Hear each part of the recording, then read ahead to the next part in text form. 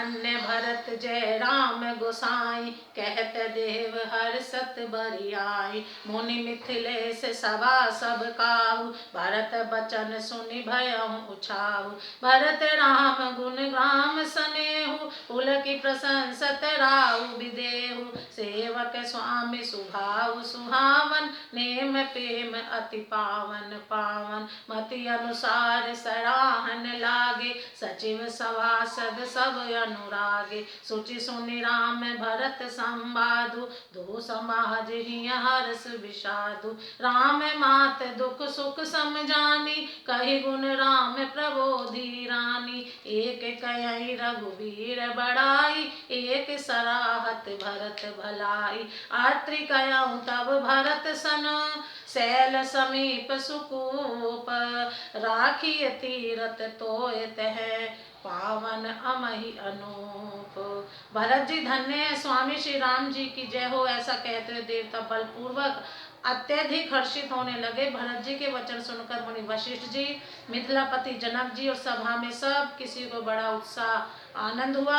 भरत जी और श्री रामचंद्र जी के गुण समूह की तथा प्रेम की विदेह राज जनक जी पुलकित होकर प्रशंसा कर रहे हैं। सेवक और स्वामी दोनों का सुंदर स्वभाव है। इनके नियम और प्रेम पवित्र को भी अत्यंत पवित्र करने वाले हैं। मंत्री और सभासद सभी प्रेम मुग्ध होकर अपनी अपनी बुद्धि के अनुसार सराहना करने लगे। श्री रामचंद्र जी और भरत जी का संवाद सुन सुनकर दोनों समाजों के हृदयों में हर्ष और विषाद, भरत जी के सेवा धर्म को देखकर हर्ष और राम वियोग की संभावना से विषाद दोनों हुए। श्री रामचंद्र जी की माता कौशल्या जी ने दुख और सुख को समान जानकर श्री राम जी के गुण कहकर दूसरी रानियों को धैर्य बंधाया।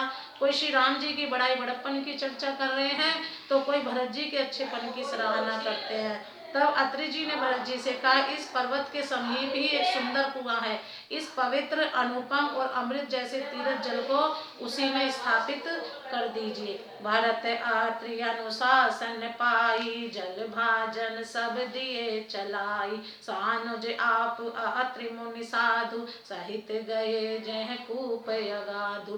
पावन पाथ पुण्य थल राखा, प्रमुदित प्रेम अत्रि यस भाषा। तात अनादि सिद्ध थल एहु, लोप्यहु काल विदित नहीं केहु।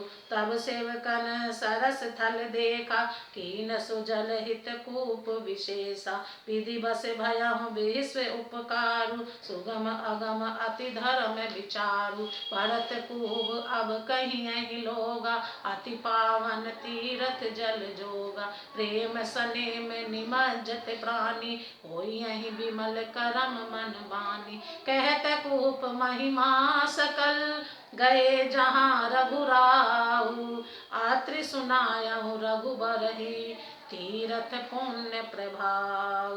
भरत जी ने अत्रि मुनि की आज्ञा पाकर जल के सब पात्र रवाना कर दिए और छोटे भाई शत्रुघ्न, अत्रि मुनि तथा अन्य साधु संतों सहित आप वहां गए जहां वह अथाह कुआं था और उस पवित्र जल को उस पुण्य स्थल में रख दिया। अब अत्रि ऋषि ने प्रेम से आनंदित होकर ऐसा कहा, हे तात, ये अनादि सिद्ध स्थल है। काल क्रम से यह लोप हो गया था, इसलिए किसी को इसका पता नहीं था।